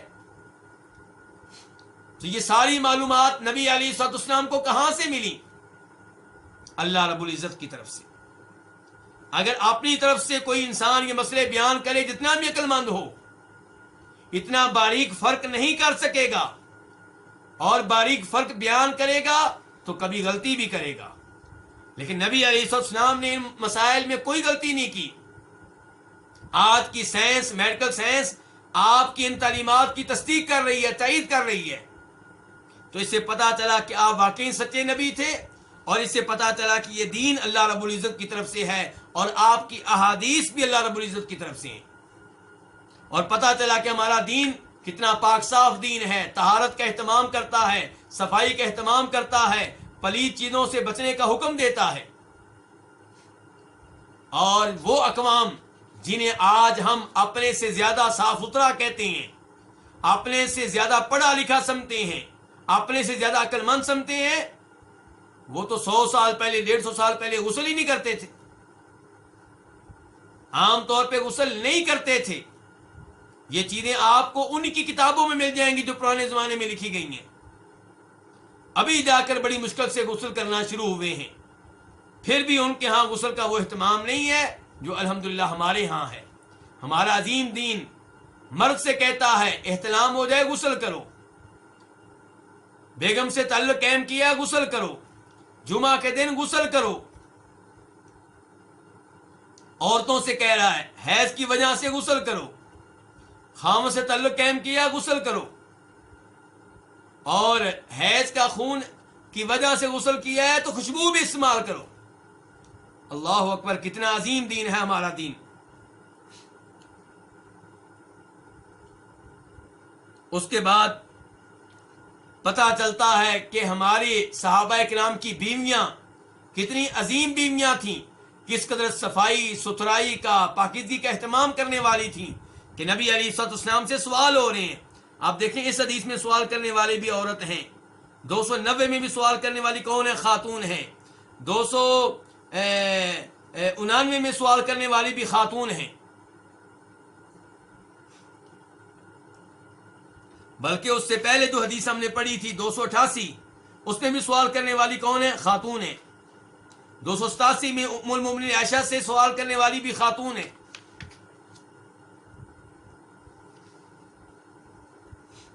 تو یہاں پہ سوال کیا گیا ہے کہ جب عورت کے کپڑے پہ، چادر پہ، قمیض پہ، شلوار پہ خون لگ جائے تو کیا کرے؟ تو آپ نے کہا کہ کیا کرے؟ انگلی سے صاف کر لے. یعنی کہ خون خشک ہو چکا ہے تو پہلے انگلی سے صاف کرے، ناخنوں سے صاف کرے، اس کے بعد پانی سے دھوئے، تاکہ یہ خون مکمل طریقے سے کپڑے سے نکل جائے. پہلے کھرچنا ہے، صاف کرنا ہے، پھر دھونا ہے، اور پھر اسی کپڑے میں نماز پڑھ سکتی ہے. عام طور پہ عورتیں سمجھتی ہیں کہ جس کپڑے پہ خون کا قطرہ لگ گیا اب پورے کپڑے کو دھونا ضروری ہے. پورے کپڑے کو دھونا ضروری نہیں ہے. ہاں اگر کوئی عورت اس کا مزاج ایسا ہے کہ اس میں نماز پڑھنا اسے گوارا نہیں ہے، ان کپڑوں کو پہننا گوارا نہیں ہے جن پہ قطرے حیض کے گر گئے، تو کوئی مسئلہ نہیں.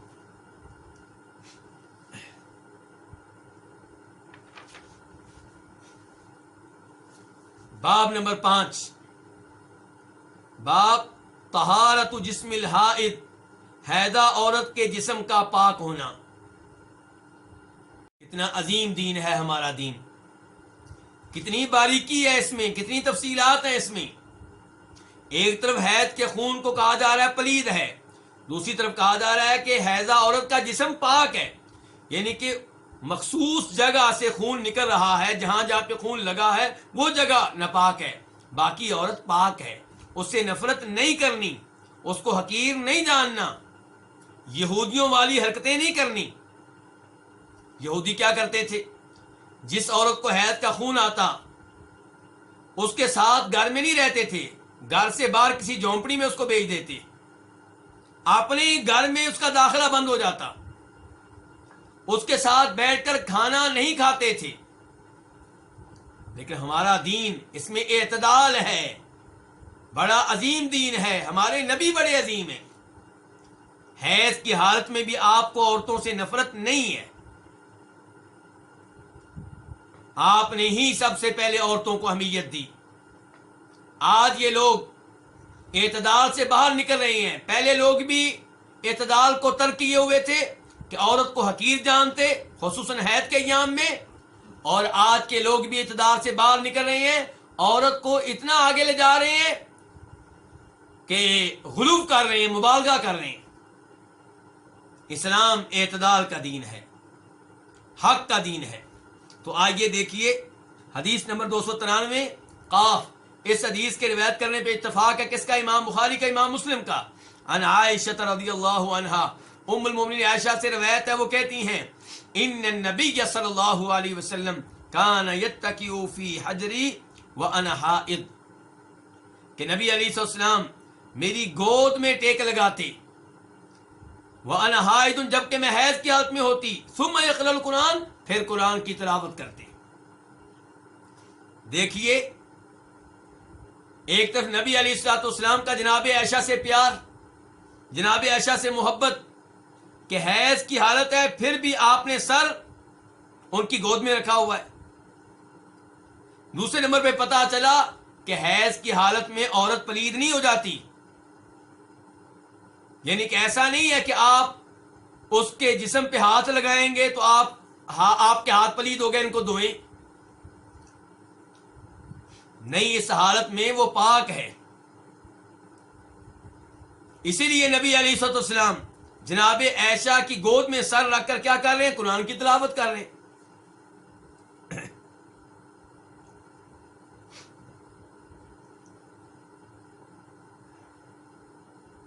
اس کے بعد حدیث نمبر 294 294 میم. اس حدیث کو روایت کرنے والے کون ہیں؟ امام مسلم. عن عائشہ، ام المومنین عائشہ سے روایت ہے، قالت، وہ کہتی ہیں کنت اشرب وانا حائض، میں کوئی چیز پیتی جبکہ میں حیض کی حالت میں ہوتی. یعنی کہ میں پیتی، یہ نہیں بتایا کیا پیتی، مثال کے طور پہ پانی پیتی یا دودھ پیتی. کہتی کنت اشرب، میں پیتی جبکہ میں حیض کی حالت میں ہوتی. ثم اناولہ النبی صلی اللہ علیہ وسلم، پھر میں وہ برتن نبی علیہ السلام کو پکڑا دیتی. فَيَضَعُ فَاهُ عَلَى مَوْضِعِ فِيَّ، تو آپ صلی اللہ علیہ وسلم اپنا منہ مبارک رکھتے میرے منہ کی جگہ پہ. اللہ اکبر! قربان جاؤں اپنے نبی پہ، اور قربان جاؤں ام المؤمنین عائشہ پہ جو ہماری ماں ہے. نبی علیہ السلام کو کتنا پیار ہے ہماری اس ماں سے. اور آج کئی بدبخت نبی علیہ الصلوۃ والسلام کی بیویوں کو برا بھلا کہتے ہیں، صحابہ کرام کو برا بھلا کہتے ہیں، خصوصاً ہماری ماں جناب عائشہ کو، اور دعویٰ کرتے ہیں کہ ہمیں اللہ کے نبی سے پیار ہے، اور ہمیں کہتے ہیں کہ یہ گستاخ ہیں اللہ کے رسول کے۔ گستاخ وہ ہے جو نبی علیہ الصلوۃ والسلام کی محبوب ترین بیگم کی توہین کرے، ان کی گستاخی کرے۔ اللہ کے رسول کو کتنا پیار ہے جناب عائشہ سے کہ گلاس میں جہاں سے جناب عائشہ پانی پیتی، نبی علیہ الصلوۃ والسلام اسی جگہ پہ اپنا منہ لگاتے، نفرت نہیں کرتے تھے۔ یہ نہیں کہتے تھے کہ جناب عائشہ کے منہ کے جراثیم لگ گئے ہیں اور اس کے جراثیم مجھے لگ گیا تو میں بیمار ہو جاؤں گا، ایسا چکر نہیں ہے، محبت ہے۔ اس سے پتا چلا کہ مردوں کو چاہیے کہ اپنی بیویوں کو پیار دیں، انہیں عزت دیں، انہیں محبت دیں، اور لوگوں کی باتوں میں نہ آئیں۔ اور اس سے یہ بھی پتا چلا کہ جوائنٹ فیملی سسٹم اس قدر نہیں ہونا چاہیے کہ لوگ میاں بیوی کو دیکھتے رہیں کہ آپس میں کیا کر رہے ہیں۔ یہ جو ہمارے پاک و ہند کا جوائنٹ سسٹم ہے، اس نے میاں بیوی کے لیے مسائل پیدا کر دیے۔ خاوند بیوی کو یہ پیار نہیں دے سکتا، بلکہ خاوند بعض دفعہ بیوی کے ساتھ بیٹھ کے کھانا نہیں کھا سکتا، کھانا کھائے تو باقی لوگ کہتے ہیں لو جی یہ تو نن مرید ہے، بیوی کے پیچھے لگا رہتا ہے، بیوی اس کے اوپر چھا گئی ہے، غالب آ گئی ہے۔ اس چیز نے میاں بیوی کے تعلقات کو خراب کر دیا ہے۔ میاں بیوی الگ رہتے ہوں، چاہے ایک کمرے کا مکان ہو یا بڑے مکان کی حویلی میں ان کا ایک کمرہ الگ ہو، جہاں ان کو الگ بیٹھنے کا حق حاصل ہو، الگ بیٹھ کے کھانا کھانے کا حق حاصل ہو، تو پھر یہ پیار و محبت آپس میں ہوتا ہے۔ میرے جو بھائی یہ حدیث یعنی کہ سن رہے ہیں، ان کو چاہیے کہ اپنی بیوی کے ساتھ ایسی محبت کریں تاکہ رحمان راضی ہو اور شیطان ناراض ہو جائے۔ جو چاہتا ہے میاں بیوی کے درمیان جدائی ڈل جائے، اگر آپ بیوی کو اس طرح محبت دیں، پھر کبھی بیوی کو ڈانٹ بھی لیں تو آپ کی ڈانٹ برداشت کر لے گی، لیکن ہر وقت ڈانٹتے رہنا، برا بلا کہنا اور کبھی پیار نہ دینا، اس کے نتیجے میں معاملات طلاق کی طرف بڑھتے ہیں۔ تو یہاں پہ جناب عائشہ کیا کہہ رہی ہیں کہ میں حیض کی حالت میں ہوتی، پانی پیتی، اور جہاں میرا منہ لگتا تھا اللہ کے رسول اسی جگہ پہ منہ لگا کے پانی پیتے یا دودھ پیتے۔ تو پتا چلا کہ حیض کی حالت میں عورت پلید نہیں ہے، اس کا لعاب پلید نہیں ہے۔ تو فیاضا افاہ، آپ رکھتے اپنا منہ، علی موضع فیہ، میرے منہ کی جگہ پہ، فیشرب، اور مشروب پیتے، جو کچھ گلاس میں ہوتا، برتن میں ہوتا وہ پیتے۔ آگے کیا کہتی ہیں، وَأَتَعَرَّقُ الْعَرْقَ، اور میں ہڈی سے گوشت نوچتی۔ العرق اس ہڈی کو کہتے ہیں جس سے گوشت نوچ لیا گیا ہو، لے لیا گیا ہو، تھوڑا بہت باقی رہ گیا ہو۔ تو وَأَتَعَرَّقُ الْعَرْقَ، میں ہڈی سے گوشت نوچتی، وَأَنَا حَائِضٌ، جبکہ میں حیض کی حالت میں ہوتی، ثم اناولہ النبی صلی اللہ علیہ وسلم، پھر میں وہ ہڈی نبی علیہ الصلوۃ والسلام کو پکڑا دیتی، آپ کو دے دیتی، فیضع فاہ علی موضع فیہ، تو آپ اپنا منہ میرے منہ کی جگہ پہ رکھتے۔ اللہ اکبر، کیا پیار ہے ہمارے نبی کو ہماری ماں سے صلی اللہ علیہ وسلم۔ ہر مومن کو چاہیے کہ نبی علیہ الصلوۃ والسلام سے بھی محبت کرے اور آپ کی بیویوں سے بھی محبت رکھے کہ یہ ہماری مائیں ہیں، یہ ہمارے نبی کی بیویاں ہیں۔ اور جناب عائشہ کی ان احادیث سے سبق حاصل کریں، آپ بھی اپنی بیوی کو ایسا پیار دیں، آپ بھی اپنی بیوی کے ساتھ ایسے محبت کریں۔ یہ ہمارا رویہ غلط ہے کہ محبت کن کے لیے؟ بچوں کے لیے۔ محبت کن کے لیے؟ باہر کے دوستوں کے لیے۔ بیوی کے لیے کیا ہے؟ ڈانٹ۔ بیوی کے لیے کیا ہے؟ غصہ۔ بیوی کے لیے کیا ہے؟ تھپڑ۔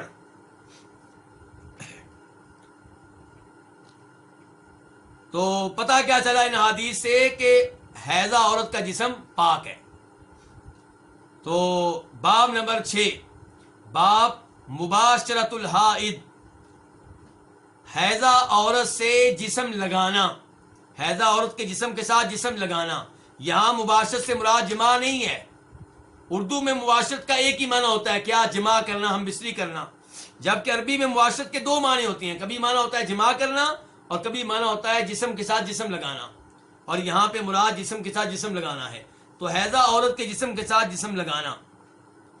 حدیث نمبر 295 295 قاف، اس حدیث کے روایت کرنے پہ اتفاق ہے کس کا؟ امام بخاری کا، امام مسلم کا۔ عن عائشہ، روایت ہے کس سے؟ ام المومنین عائشہ سے، قالت، وہ کہتی ہیں، کانت احدانا اذا كانت حائضا فاراد رسول اللہ صلی اللہ علیہ وسلم ان يباشرها امرها ان تتذر في فور حیضتها ثم يباشرها۔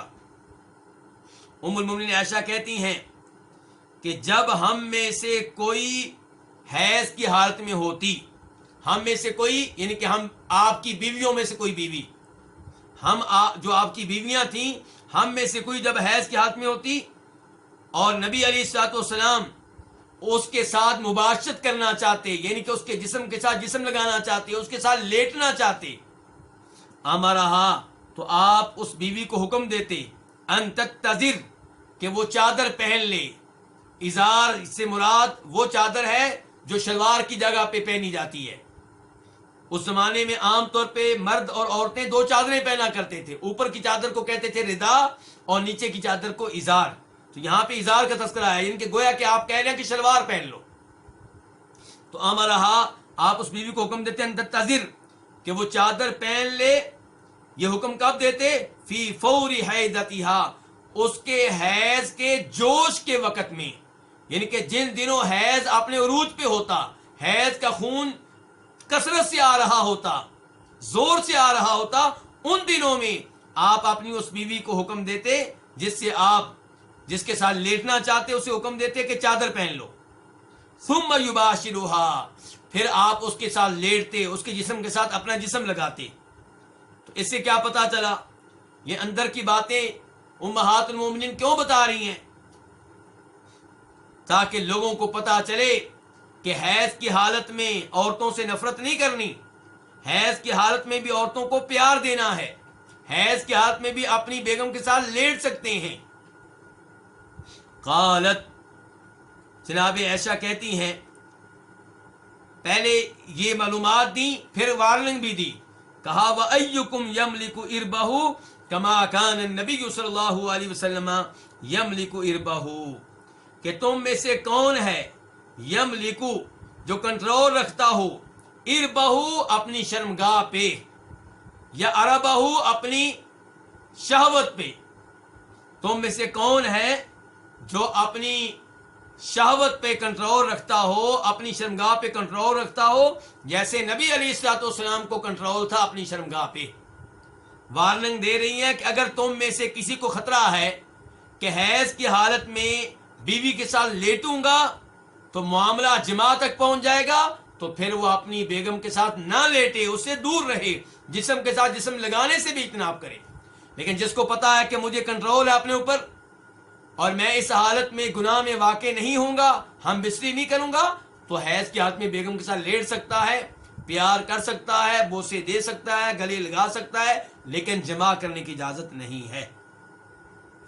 اور اگر اس حالت میں جماع کیا جائے تو جرمانہ پڑے گا، اللہ سے توبہ بھی کرنا ہوگی، اللہ سے معافی بھی مانگنا ہوگی، اور جرمانہ بھی پڑے گا، 1 دینار یا آدھا دینار۔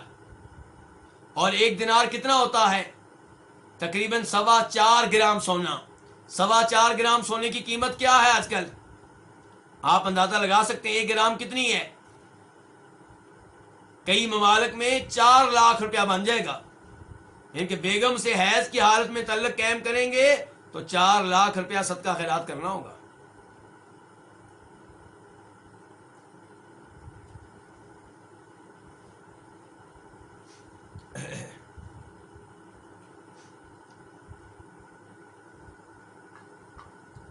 مسلم شریف کی حدیث میں آتا ہے، اللہ کے رسول نے فرمایا تھا اصنعوا کل شیء الا النکاح، کہ بلکہ یہ الفاظ آگے آ رہے ہیں، اگلی حدیث میں آ رہے ہیں، مجھے وضاحت کرنے کی ضرورت نہیں ہے، اس کے بعد جو روایت ہے وہاں پہ آ رہے ہیں، وہیں پہ وضاحت کروں گا۔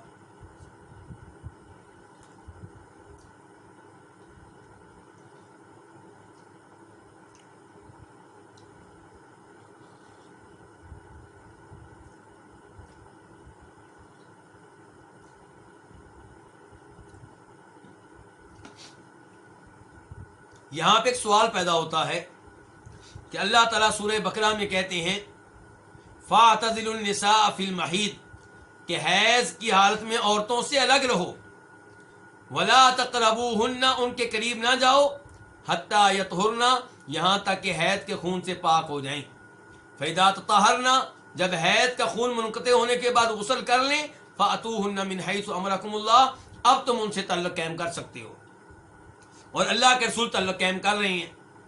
تو یہاں سے پتہ چلا کہ قرآن کو صحیح معنوں میں سمجھنے کے لیے آپ احادیث کے محتاج ہیں، احادیث کے بغیر قرآن کو سمجھیں گے تو آپ گمراہ ہو سکتے ہیں، کئی آیات کے سمجھنے میں آپ کو غلطی لگ سکتی ہے۔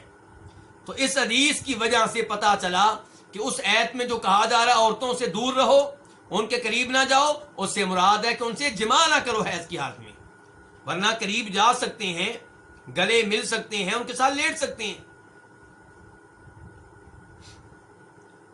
اور اس سے یہ بھی پتہ چلا کہ قرآن اور احادیث میں تعارض نہیں ہوتا، بس تھوڑی سی عقل استعمال کرنے کی ضرورت ہوتی ہے۔ تو ایسا نہیں کرنا چاہیے کہ جناب یہ حدیث قرآن کے خلاف ہے اس لیے قرآن کو ماننا ضروری ہے اور حدیث کو ہم رد کر دیں گے چاہے بخاری شریف کی حدیث ہے۔ نہیں نہیں نہیں نہیں، ایسا معاملہ نہیں ہے۔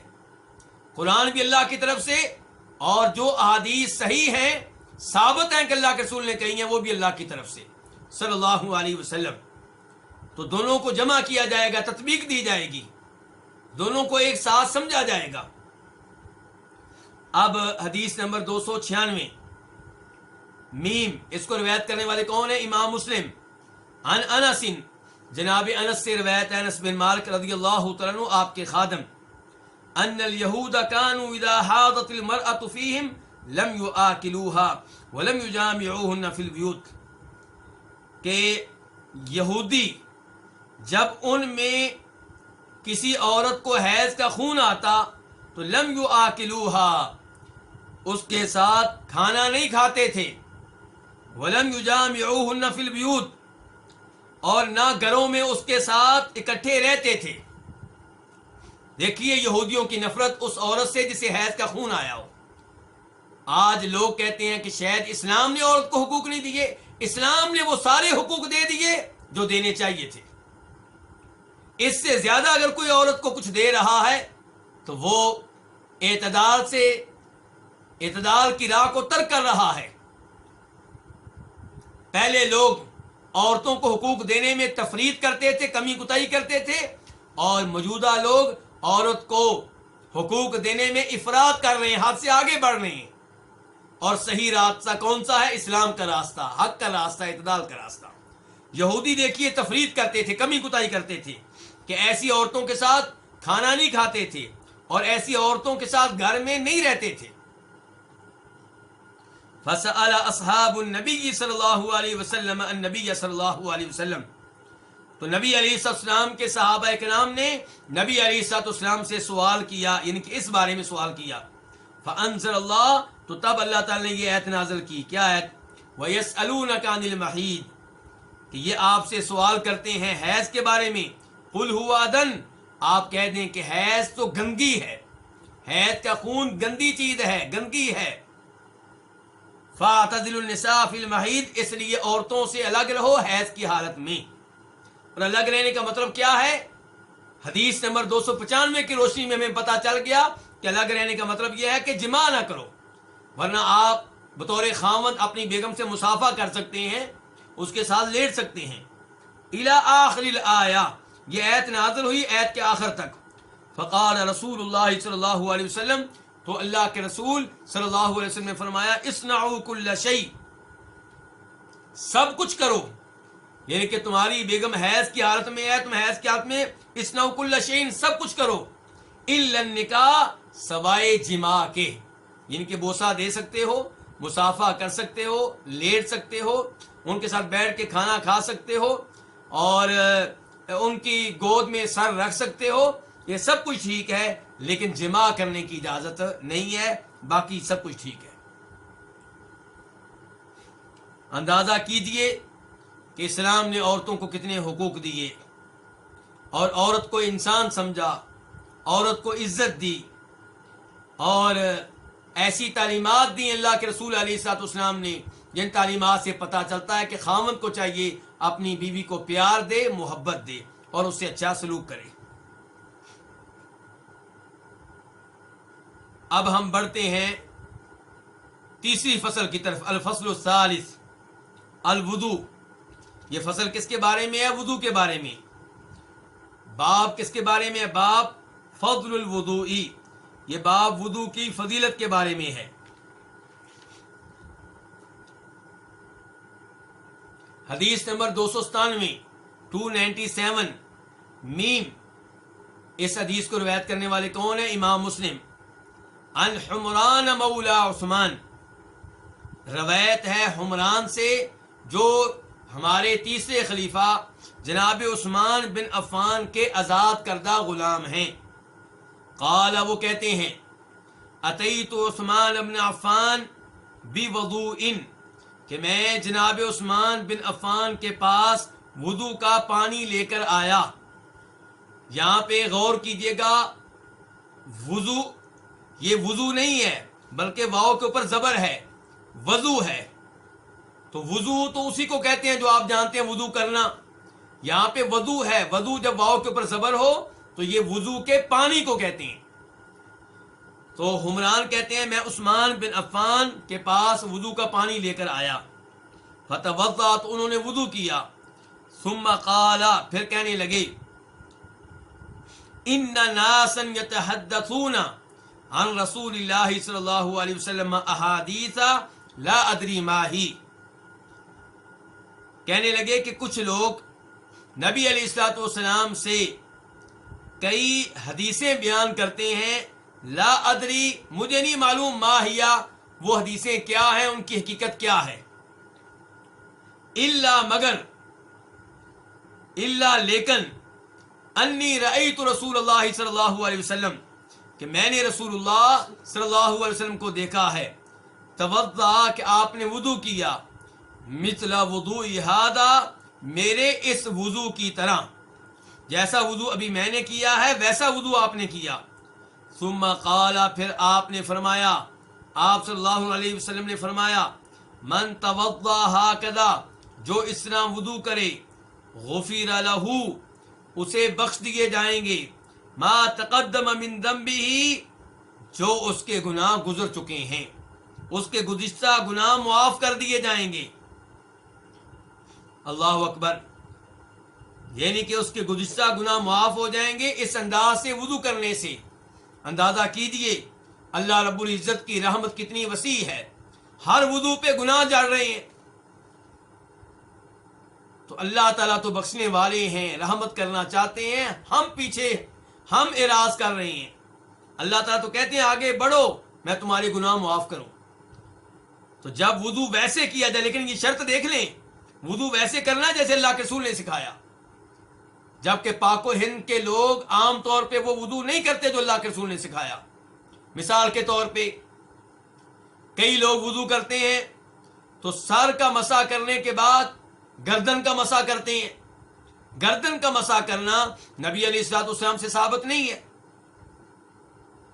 ایسے ہی وضو کرتے ہوئے ہر عضو دھوتے ہوئے ہر عضو کی الگ سے دعا پڑھتے ہیں، یہ بھی نبی علیہ الصلوۃ والسلام سے ثابت نہیں ہے۔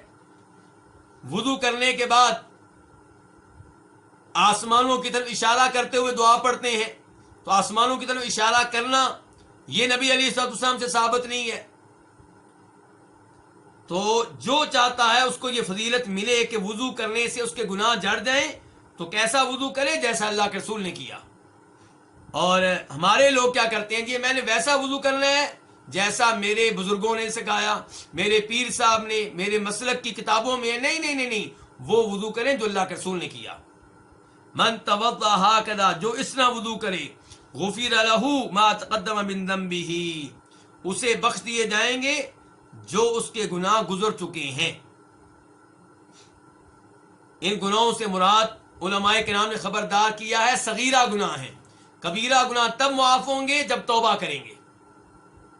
یعنی کہ سود کوئی آدمی لیتا ہے تو سود کا جرم تب معاف ہوگا جب توبہ کر لے۔ توبہ کیسے کرے گا؟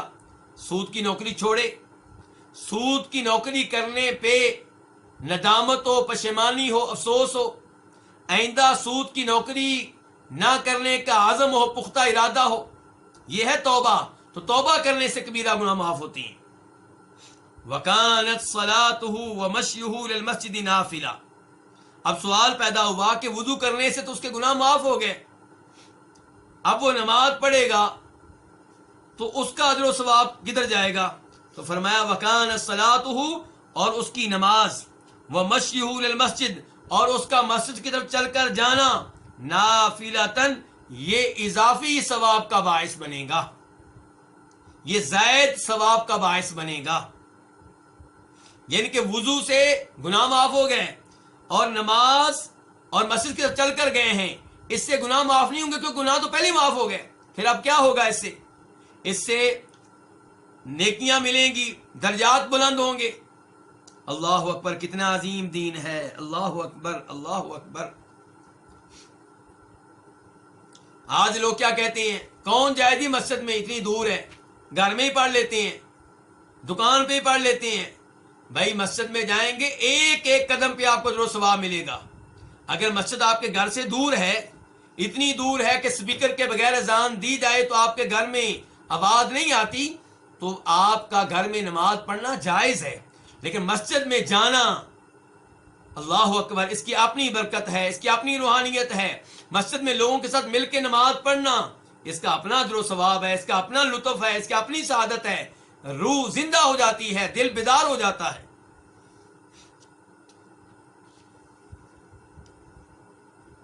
تو اس حدیث سے کیا پتا چلا؟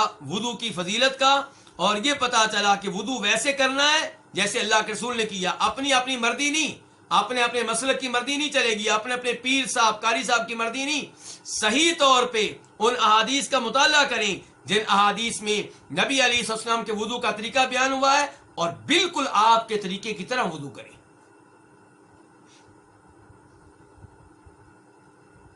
باب نمبر 2، باب لا تقبل صلاة بغیر طہور، کہ طہارت کے بغیر نماز قبول نہیں ہوتی، وضو کے بغیر نماز قبول نہیں ہوتی. حدیث نمبر 298، 298 قاف. اس حدیث کو روایت کرنے والے کون ہیں؟ امام بخاری اور مسلم دونوں. عن ابی ہریرہ قال قال رسول اللہ صلی اللہ علیہ وسلم لا تقبل صلاة من احدث حتى يتوضا. جناب ابو ہریرہ سے روایت ہے، وہ کہتے ہیں کہ رسول اللہ صلی اللہ علیہ وسلم نے فرمایا نماز قبول نہیں ہوتی اس آدمی کی، من احدثا، جو بے وضو ہو جائے، جس کا حدث ہو جائے. کب تک اس کی نماز قبول نہیں ہوگی؟ حتی یتوضا، یہاں تک کہ وضو کر لے. جس کا وضو ٹوٹ گیا، جب تک وضو نہیں کرے گا اس کی نماز قبول نہیں ہوگی. ہوا نکل گئی یا کسی بھی طریقے سے وضو ٹوٹ گیا، جب تک وضو نہیں کریں گے نماز قبول نہیں ہوگی. اور بتا چکا ہوں کہ اگر کوئی مریض ہے، مسلسل پیشاب کے قطرے نکلتے ہیں، مسلسل ہوا خارج ہوتی رہتی ہے، تو اس کا حکم کیا ہے کہ جب نماز کا وقت شروع ہو تب وضو کرے، اس کے بعد وہ نماز پڑھتا رہے، چاہے اس کی ہوا نکلتی رہے، چاہے پیشاب کے قطرے نکلتے رہیں، لیکن پیشاب کے قطرے اس لباس پہ نہ گریں جو پہنا ہوا ہے، بلکہ اپنی شرمگاہ پہ کوئی رومال رکھ لے یا اس کے علاوہ کوئی اور طریقہ کار اختیار کر لے. زاد فی البخاری،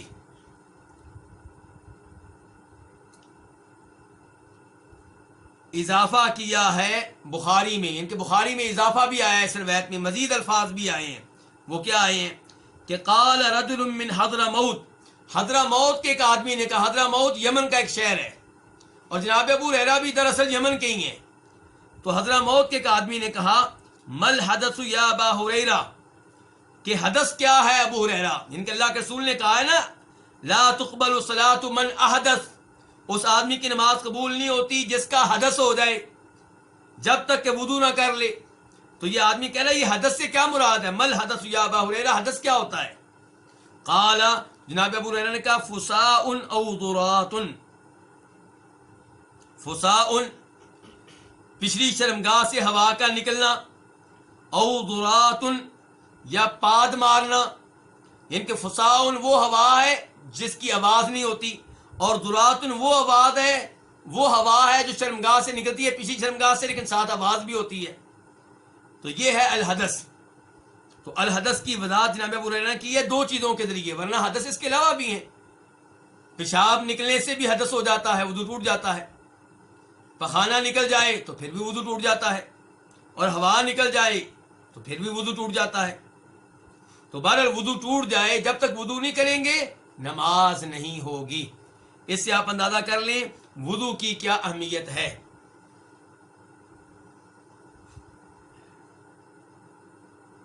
البتہ جو وضو نہیں کر سکتا پانی نہ ملنے کی وجہ سے، یا وضو نہیں کر سکتا اس لیے کہ وضو کے لیے پانی استعمال کرے گا تو بیماری بڑھ جائے گی، تو وہ تیمم کر سکتا ہے، اس کے لیے متبادل موجود ہے۔ باب نمبر 3، باب صفت الوضو۔ یہ باب کس کے بارے میں ہے؟ وضو کے وصف کے بارے میں، وضو کے طریقے کے بارے میں۔ وضو کا طریقہ کیا ہے؟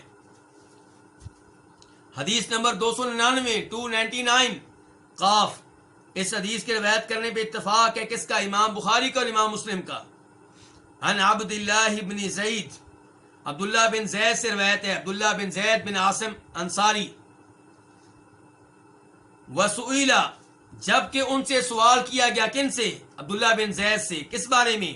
عن وضوء النبی صلی اللہ علیہ وسلم، نبی علیہ الصلوۃ والسلام کے وضو کے بارے میں ان سے سوال کیا گیا۔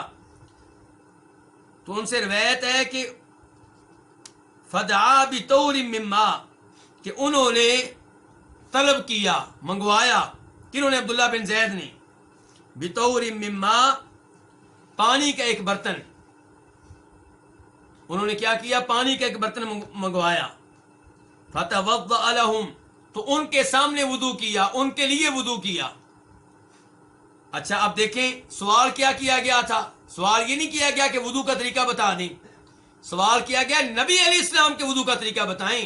اور میرے بھائیوں میری بھی آپ سے یہ درخواست ہے، یہ سوال کیا کریں اللہ کے رسول کا طریقہ نماز کیا تھا، اللہ کے رسول کا طریقہ وضو کیا تھا۔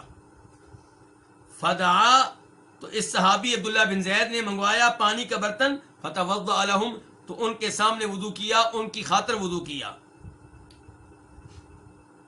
فکف علی یدیہ فغسلہما ثلاثا، تو انہوں نے اپنے دونوں ہاتھوں پہ پانی ڈالا، یا انہوں نے برتن کو جھکایا۔ فغسلہما ثلاثا، تو انہوں نے اپنے دو ہاتھوں کو دھویا کتنی بار؟ 3 بار۔ ثم ادخل یدہ فی الاناء، پھر داخل کیا اپنے ہاتھ کو فی الاناء، برتن میں۔ فمضمض، تو کلی کی، واستنشق، اور ناک میں پانی چڑھایا، واستنثر، اور ناک کے پانی کو جھاڑا، ثلاثا، کتنی بار؟ 3 بار۔ کلی کی، ناک میں پانی چڑھایا اور ناک کے پانی کو جھاڑا کتنی دفعہ؟ 3 مرتبہ۔ بثلاث غرفات من ماء، پانی کے 3 چلوؤں کے ساتھ، یعنی کہ 3 دفعہ، یہ دیکھیں یہ چلو ہو گیا، 3 دفعہ پانی لیا اس چلو میں، منہ میں ڈالتے اور کچھ حصہ ناک میں ڈالتے اور پھر ناک کو جھاڑتے۔ یہ عمل آپ نے 3 مرتبہ کیا۔ عام طور پہ حدیث میں یہی طریقہ آتا ہے وضو میں کہ آپ ہاتھ میں پانی لیں، کچھ پانی منہ میں ڈالیں اور کچھ پانی ناک میں ڈالیں، کلی کریں، پانی باہر پھینک دیں اور پھر ناک کا پانی جھاڑ دیں، یعنی کہ ایک ہی چلو کا کچھ پانی منہ میں اور کچھ پانی ناک میں۔ البتہ ایک آدھ روایت میں یہ بھی آیا ہے کہ کلی کا پانی الگ اور ناک کا پانی الگ، ورنہ عام طور پہ یہی طریقہ آیا ہے کہ ایک چلو میں پانی لیتے اور اس کا کچھ حصہ منہ میں اور کچھ حصہ ناک میں۔ فمضمض، تو آپ نے کلی کی، واستنشق، اور ناک میں پانی چڑھایا، واستنثر، اور ناک کا پانی جھاڑا، ثلاثا، یہ تینوں کام کتنی بار کیے؟ 3 مرتبہ کیے۔ بثلاث غرفات من ماء، پانی کے 3 چلوؤں کے ساتھ۔ ثم ادخل یدہ فی الاناء، پھر اپنے ہاتھ کو برتن میں داخل کیا۔ فغسل وجهه ثلاثا، تو اپنے چہرے کو دھویا کتنی بار؟ 3 بار۔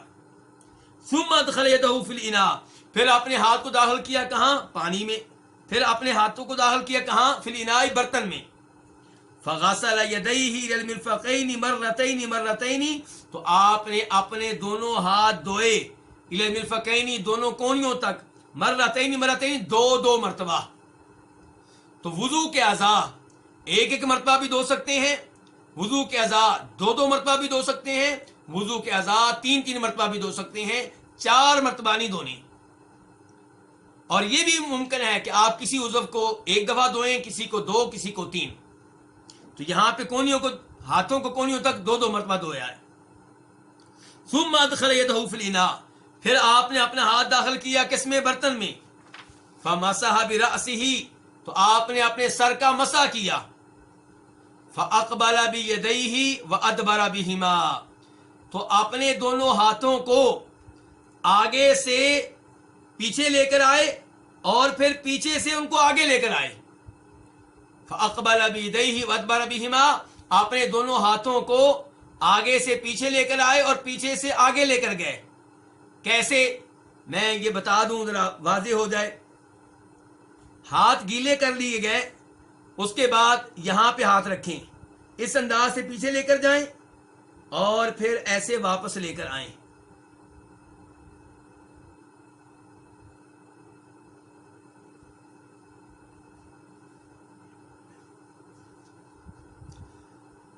ثم ادخل یدہ فی الاناء، پھر آپ نے اپنا ہاتھ برتن میں داخل کیا، اور یاد رہے سر کا مسح 1 مرتبہ ہی کرنا ہے. ثم ادخل یدہ فی الاناء، پھر آپ نے اپنا ہاتھ برتن میں داخل کیا. فغسل رجلیہ، تو آپ نے دونوں پاؤں دھوئے. ولہما، اور ان دونوں کی روایت میں ہے، کن دونوں کی؟ بخاری مسلم کی، کہ ثم غسل رجلیہ للکعبین، پھر آپ نے اپنے دونوں پاؤں دھوئے الکعبین، کہاں تک؟ ٹخنوں تک. تو پاؤں دھونے ہیں.